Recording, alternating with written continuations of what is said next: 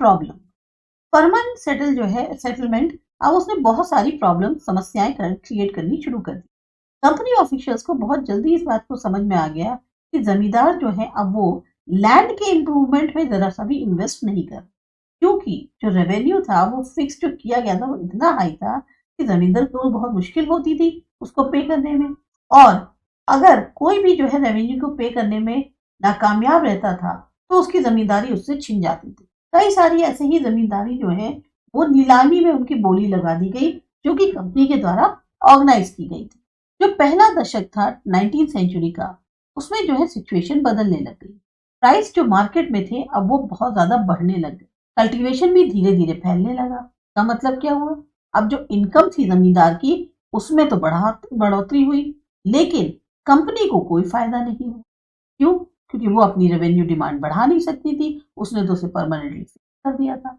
यहाँ तक कि जो जमींदार थे उन्हें भी कोई इंटरेस्ट नहीं था लैंड को इम्प्रूव करने में। कुछ लोगों की तो उनसे जमीनें ही छिन गई थी जब शुरुआत के सेटलमेंट का जो ईयर्स थे उसमें, और बाकी जिनके पास थी अब उनको पॉसिबिलिटी दिख रही थी कमाने की बिना किसी परेशानी के या इन्वेस्टमेंट के रिस्क के। तो जब तक जमींदार जो है वो लैंड दे सकते थे टेनेंट्स को या किराया ले सकते थे उनसे, वो जो है इंटरेस्टेड नहीं थे अपनी जो लैंड है उसको इम्प्रूव करने में।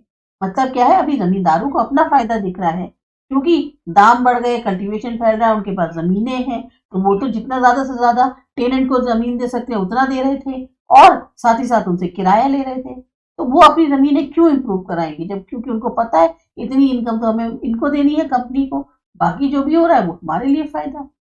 और जब फायदा हो रहा है तो जमीन में इन्वेस्टमेंट क्यों। दूसरी तरफ जो गांव थे उसमें जो कल्टीवेटर था जो खेती बाड़ी करता है, उसको ये वाला जो सिस्टम है बहुत ज्यादा ऑप्रेसिव लगा, बहुत ही ज्यादा प्रताड़ना वाला लगा, दमनकारी लगा।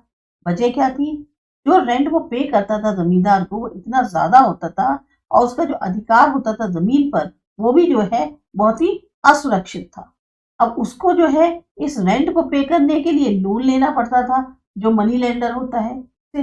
और अगर बाई चांस वो रेंट पे करने में फेल हो जाता था तो उसको उसकी जमीन से बाहर निकाल दिया जाता था, जहां पर वो पीढ़ी दर पीढ़ी इतने टाइम से खेती करता चला आ रहा है।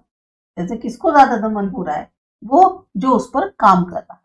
यहाँ पर सोर्स वन दिया है, होलब्रुक जो थे उनको बंगाल रियॉट्स के बारे में उन्होंने जो लिखा है या जो बताया। रियॉट्स यानी वो किसान या टेनेंट फार्मर को। बहुत सारे गांव जो है बंगाल में उसमें कुछ जो पावरफुल किसान थे वो कल्टीवेट नहीं करते, पर यहाँ पर वो अपनी जमीनें दे देते थे औरों को और फिर उनसे बहुत ज्यादा हाई रेंट्स चार्ज करते।